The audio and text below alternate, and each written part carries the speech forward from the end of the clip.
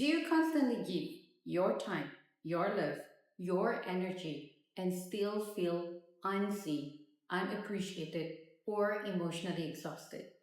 Or do you find yourself receiving more than you give without even realizing it? Every relationship, romantic, platonic, professional, there's an invisible exchange of energy. Sometimes it's love, sometimes it's validation, sometimes it's the quiet hope that someone will finally notice how much we are giving. And when this exchange becomes one sided, something within us breaks. The concept of energy balance between givers and takers in relationships and society revolves around the idea of reciprocity and mutual support. In a healthy dynamic, there is a harmonious exchange of energy where both parties give and receive in equal measure. Givers are those who offer support, care, and resources to others, while takers are those who receive and benefit from these contributions. When the balance between givers and takers is skewed, it can lead to issues such as resentment, burnout, and imbalance in relationships and society. Givers may feel drained and unappreciated if they are constantly giving without receiving in return, while takers may become overly dependent and fail to contribute back to the relationship or community. We aren't just physical beings, we are emotional and energetic beings. And when we live in a constant imbalance, it doesn't just affect our body, it fractures our sense of worth. It creates resentment we don't know how to name. It makes us question, why do I feel so empty even when I've done everything right?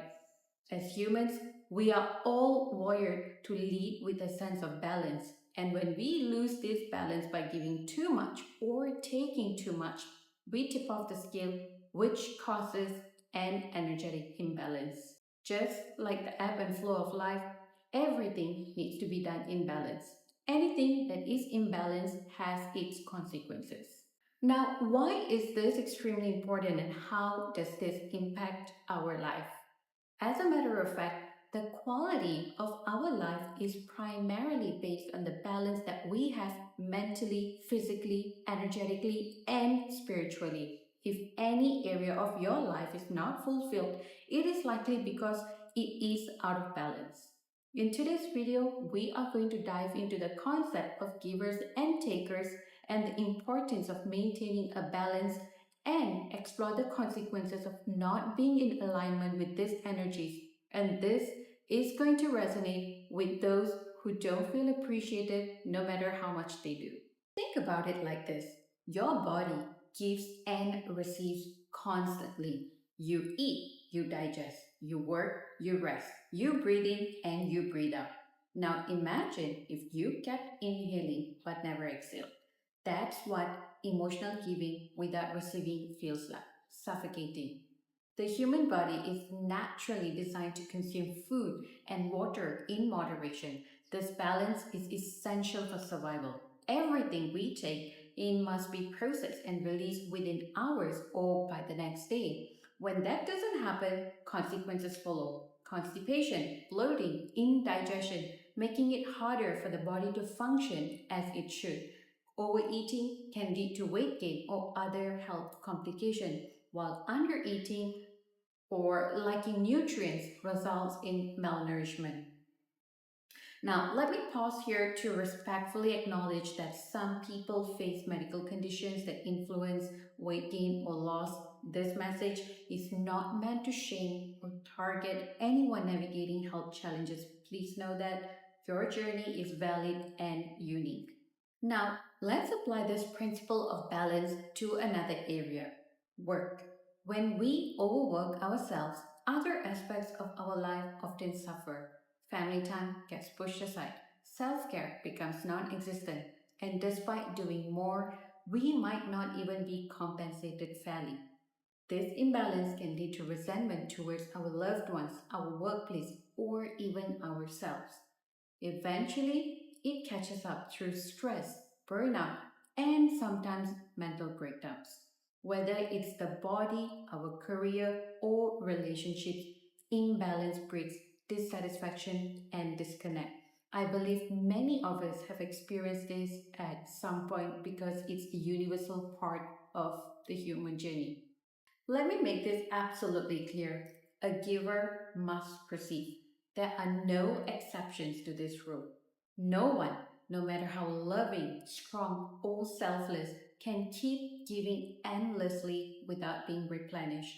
Every relationship, whether romantic, platonic, or professional, needs a healthy balance of give and take. If you are constantly showing up, providing, supporting, and pouring into others, but never receiving emotional presence, support, appreciation, or care in return, you will burn out. And when that happens, resentment is inevitable. Let's be honest, at the very least, if you are contributing financially or materially in any relationship, you deserve emotional support in return. You deserve someone who checks in on you, who listens, who holds space, who sees you. Receiving isn't always about money or gifts. It's about reciprocity, respect, and emotional nourishment. Now, if you identify with being the giver, I want you to listen closely. Givers are often the most generous, loving, and emotionally attuned people in the room. They offer support without being asked. They instinctively sense when others are hurting. They give as an act of love, not obligation. But beneath that beautiful generosity often lies a painful truth. Most givers weren't born this way. They were conditioned to be this way. They were conditioned to earn love by giving, being helpful, being selfless, or low maintenance. Conditioned to believe their needs didn't matter, that to be worthy of affection, they had to overextend themselves. So giving became their language. Giving became their way of saying, please see me, please value me, please don't leave me. This often stems from unmet emotional needs in childhood, not necessarily material lack, but deep emotional wounds, not feeling seen, not being validated, not feeling chosen, not being celebrated for who you are. So the givers grows up trying to earn what was missing. They give in hopes of finally feeling accepted, appreciated, and loved. But here's the painful part. When that love isn't returned, when support doesn't come back around, the inner child who once learned to work for love feels abandoned all over again. And that heartbreak doesn't stay hidden. It surfaces as exhaustion, anxiety, resentment, burnout, and eventually deep self blame. Because the giver starts to wonder, why am I not enough? Why do I have to give so much and still feel unseen? Why is it never enough for them? If this sounds like you, if you are constantly the one planning the dates, offering financial help, remembering birthdays, showing up for your partner, your family, your friends, your co-workers, but deep down you feel drained, unappreciated, and emotionally invisible, you are living in a state of energetic imbalance. And unfortunately, givers often attract receivers, not because they're naive, but because they haven't yet learned to recognize their worth beyond what they give. They don't know when to stop until they're completely depleted. And sometimes the wake up call comes through a painful personal crisis that forces them to see that the people they were pouring into were never pouring back. Here's what I want you to remember. You don't have to overgive to be loved. Your worth is not measured by how much you do for others. Healthy love is reciprocal. You are allowed to receive, rest, and ask for support. You matter, your needs matter, and love that only works when you're giving, that isn't love. It's emotional labor disguised as connection. Now, interestingly, as much as we often focus on the giver always giving, the taker also plays a double role, and that's what I want to unpack here. A taker is essentially someone who lives in the receiver's energy. They are very comfortable accepting support emotionally, materially, energetically. They want people to show up for them. And while there's nothing wrong with receiving, the issue arises when it becomes a one way street.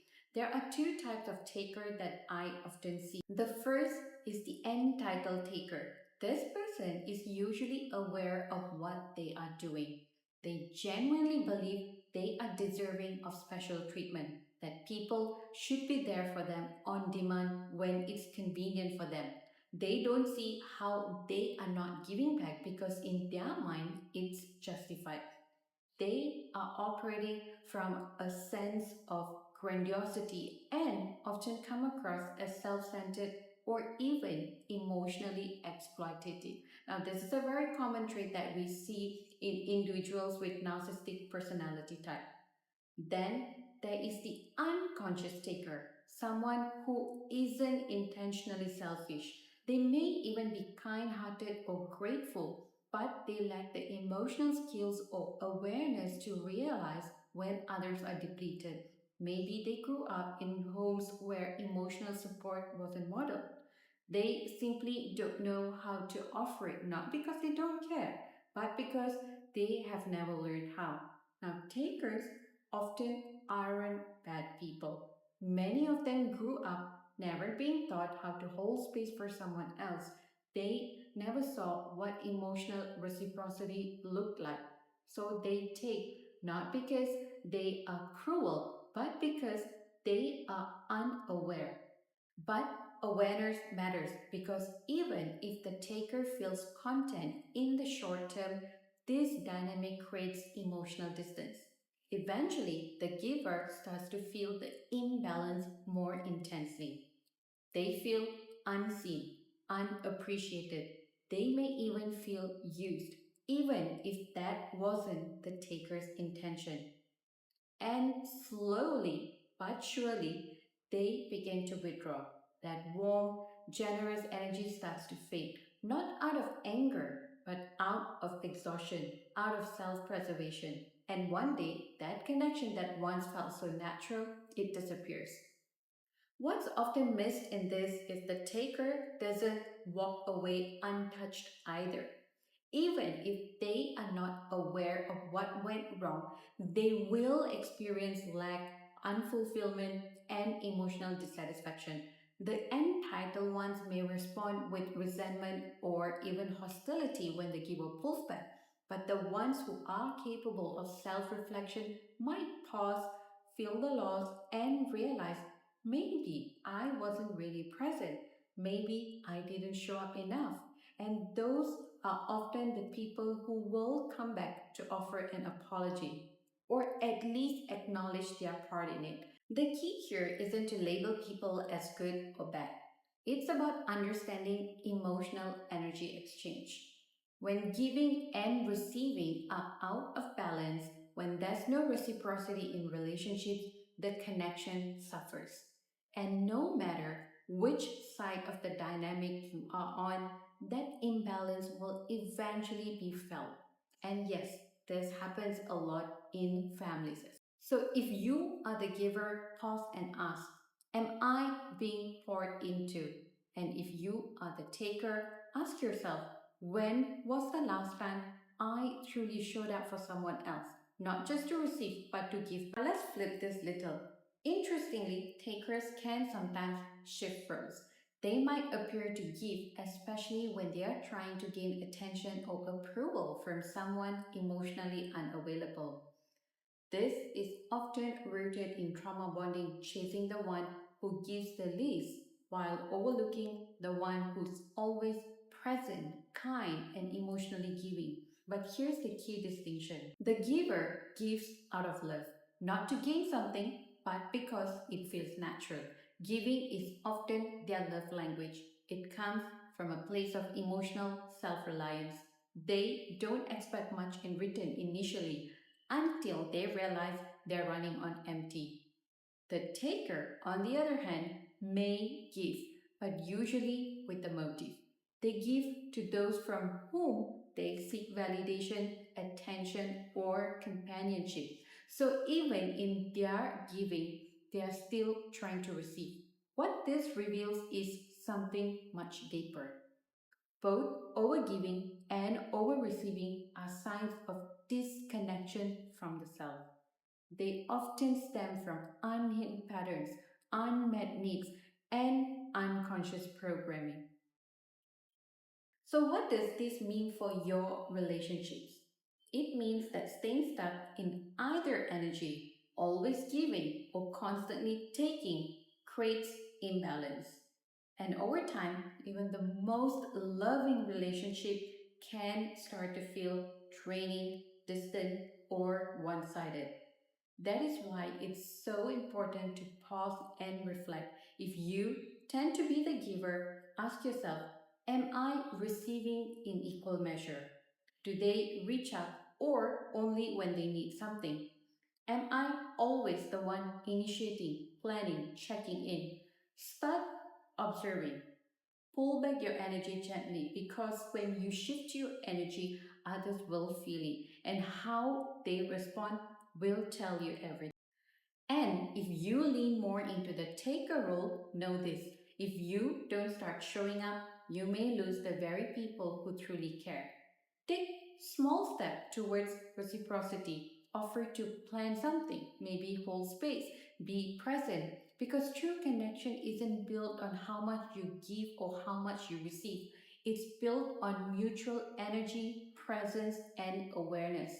And when that balance exists, relationships stop feeling like effort and start feeling like home. If you are someone who constantly gives, who feels responsible for everyone else's feelings, who confuses being needed with being loved, pause and ask yourself, where did I learn that I must overextend to be worthy? Whose love did I have to earn? What part of me still believes I need to give more to be enough? This pattern isn't just emotional, it lives in your nervous system. It's stored in your body, in your cells, and in your earliest experiences. And that's exactly where we begin. Through my Neuro-Somatic cellular release method, we gently process these deep rooted imprints, the ones wired into your system that make overgiving feel like love. Now, this work helps you come back to your center, regulate your nervous system, and reconnect with the part of you that no longer needs to prove your worth. If this resonates and you're ready to reclaim your energy, I invite you to explore this healing with me. All the information that you might need is available in this video down below. So feel free to reach out to me and connect with me, and I would love to be part of your healing journey. Thank you so much, and I will see you again in my next video.